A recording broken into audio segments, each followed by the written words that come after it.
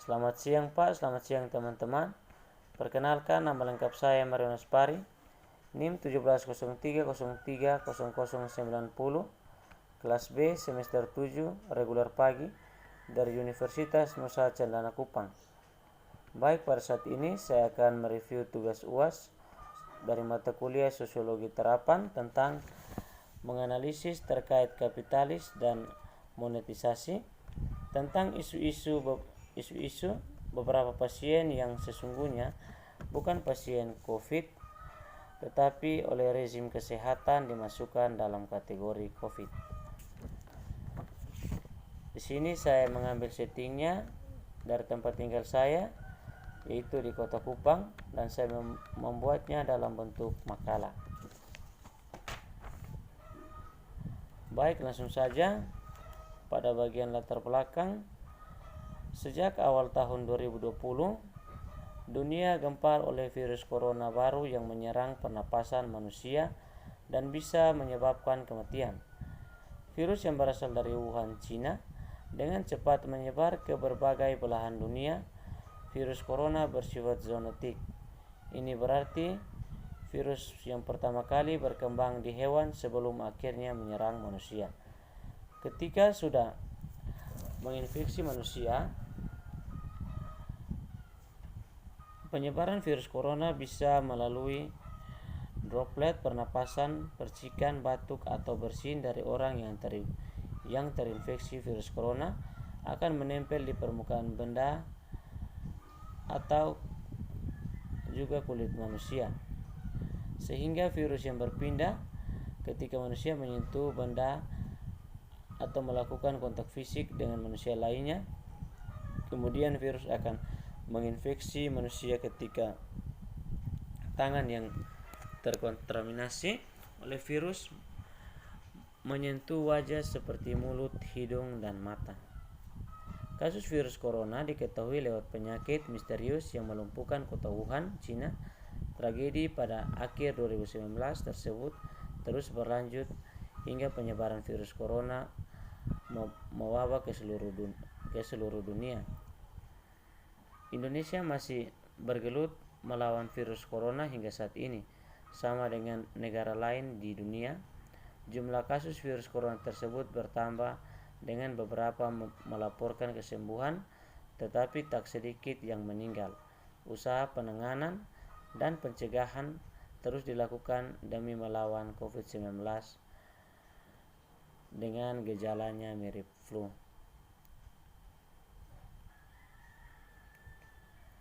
Di negara Indonesia, khususnya di Provinsi NTT, tepatnya di Kota Kupang, terdapat isu-isu tentang pemalsuan data-data kasus positif COVID-19 di beberapa rumah sakit di Kota Kupang. Misalnya seperti pasien lansia yang divonis memiliki komplikasi penyakit namun dimanipulasi terpapar virus COVID-19.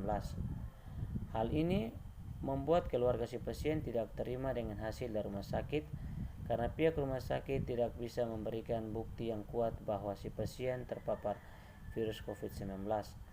Dengan adanya kejadian ini, membuat banyak masyarakat di Kota Kupang yang tahu akan hal ini merasa tidak percaya dengan virus COVID-19 karena informasinya tidak ada kepastian yang jelas, sehingga banyak masyarakat di Kota Kupang yang lalai dan tidak mematuhi protokol kesehatan yang telah dianjurkan oleh pemerintah.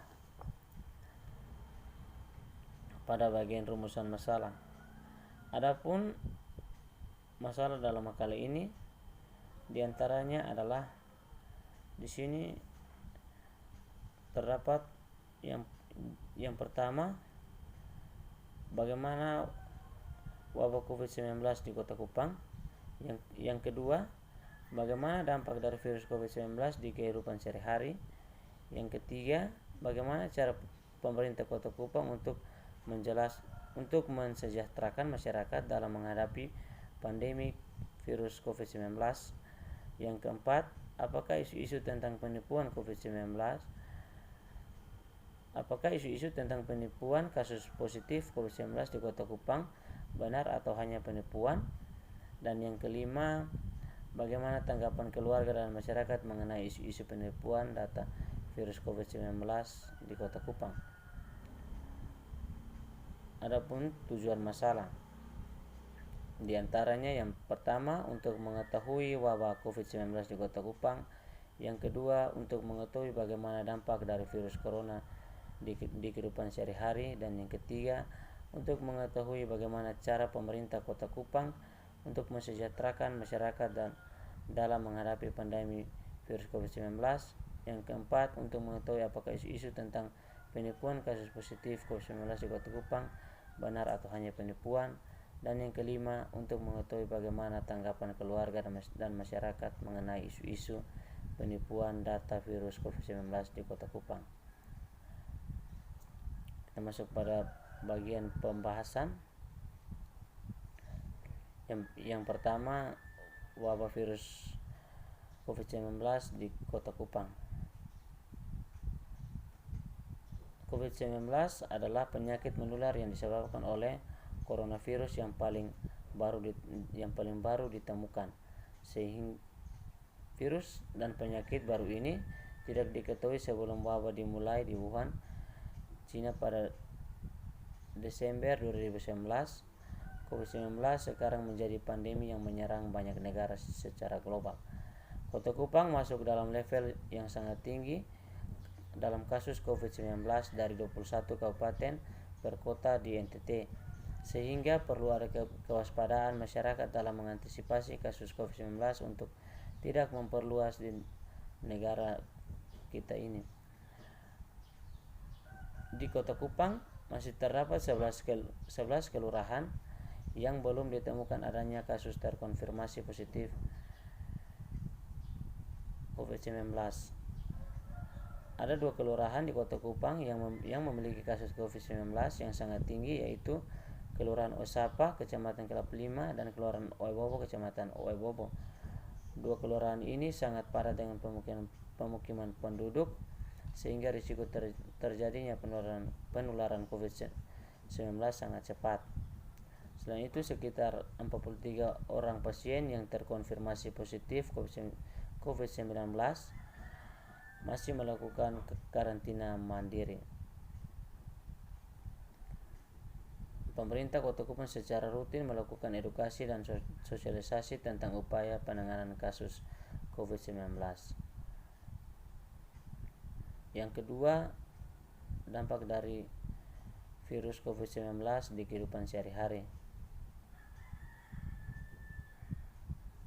Dampaknya ada yang positif. Kita dapat melihat kesempatan-kesempatan yang muncul dalam bidang teknologi, lingkungan, dan masyarakat. Namun harus diakui bahwa COVID-19 secara mayoritas berdampak negatif terhadap lingkungan dan terutama masyarakat. Di masyarakat juga terasa perubahan di mana gaya hidup sehat kian menguat, bahkan ditambah dengan alat pelindung diri, masker, dan serta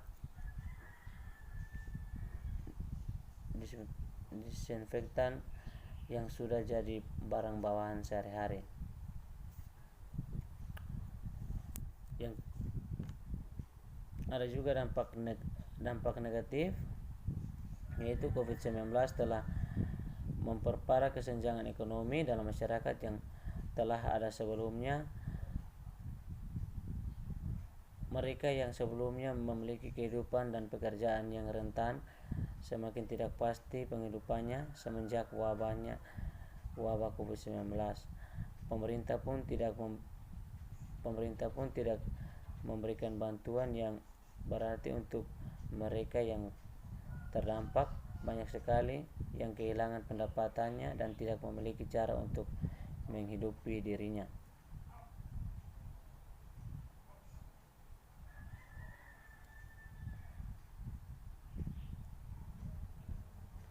Yang ketiga, cara pemerintah Kota Kupang untuk mensejahterakan masyarakat dalam menghadapi virus COVID-19.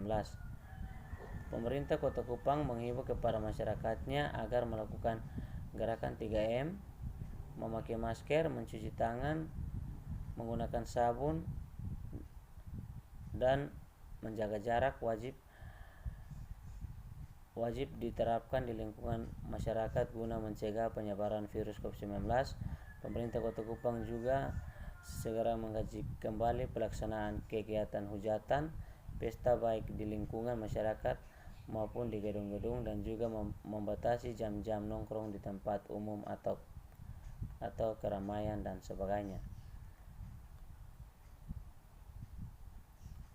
Yang keempat, isu-isu tentang penipuan kasus positif COVID-19 di Kota Kupang benar atau hanya penipuan. Di Kota Kupang terdapat isu-isu tentang pemalsuan data-data kasus positif COVID-19 di beberapa rumah sakit di Kota Kupang. Misalnya seperti pasien lansia yang divonis komplikasi penyakit namun dimanipulasi terpapar virus COVID-19. Hal ini membuat keluarga si pasien tidak terima dengan hasil dari rumah sakit, karena pihak rumah sakit tidak bisa memberikan bukti yang kuat bahwa si pasien terpapar virus COVID-19. Dengan adanya kejadian ini membuat banyak masyarakat di Kota Kupang yang tahu akan hal ini merasa tidak percaya dengan virus COVID-19 karena informasinya tidak ada kepastian yang jelas, sehingga banyak masyarakat di Kota Kupang yang lalai dan tidak mematuhi protokol kesehatan yang telah dianjurkan oleh pemerintah. Yang kelima, tanggapan keluarga dan masyarakat mengenai isu-isu penipuan data COVID-19 di Kota Kupang. Di Kota Kupang masih banyak masyarakat yang tidak percaya dengan adanya virus COVID-19 karena ada banyak informasi mengenai isu-isu penipuan data COVID-19 dari berbagai keluarga korban yang tidak percaya bahwa keluarganya meninggal karena positif COVID-19. Hal ini dikarenakan dari pihak rumah sakit tidak memberikan bukti atau data yang kuat bahwa si pasien betul-betul meninggal karena positif COVID-19. Banyak keluarga korban yang protes akan hal ini dan meminta pertanggungjawaban serta keadilan dari pihak rumah sakit. Namun pihak rumah sakit tidak menjawab semua permintaan mereka. Kejadian inilah yang membuat kebanyakan masyarakat di Kota Kupang tidak percaya dengan adanya virus COVID-19, sehingga sampai sekarang banyak masyarakat di Kota Kupang yang tidak mematuhi protokol kesehatan yang telah dianjurkan oleh pemerintah seperti memakai masker, mencuci tangan, menggunakan sabun, dan menjaga jarak minimal 1 meter atau social distancing. Ada juga tanggapan dari pihak keluarga mengenai isu-isu penipuan data COVID-19 ini juga sama seperti masyarakat pada umumnya. Alasannya juga sama, yaitu dikarenakan pasien yang meninggal di rumah sakit Kota Kupang selalu memvonis pasiennya itu terpapar virus COVID-19, sedangkan hasil rapid test dan swab test dari pasien tersebut tidak pernah diberitakan ke media maupun seluruh masyarakat di Kota Kupang. Ini yang membuat pihak keluarga dan masyarakat semakin tidak percaya dengan pihak rumah sakit dan juga adanya virus COVID-19 di Kota Kupang.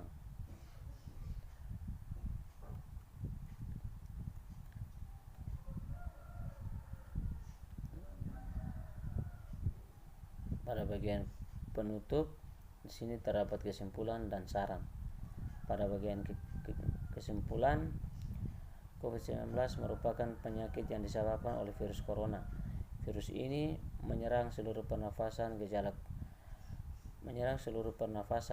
Gejala COVID-19 yang paling umum adalah demam, kelelahan, dan batuk kering. Beberapa orang mungkin mengalami sakit dan nyeri, hidung tersumbat, pilek, sakit tenggorokan, dan diare. Untuk proses penularannya terjadi dari orang ke orang, sehingga perlu adanya pencegahan yang harus dilakukan.